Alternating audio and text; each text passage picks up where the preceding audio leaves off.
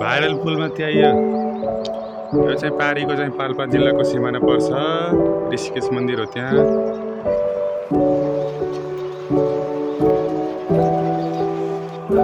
यो बारीको चाहिँ स्याङ्जा जिल्ला।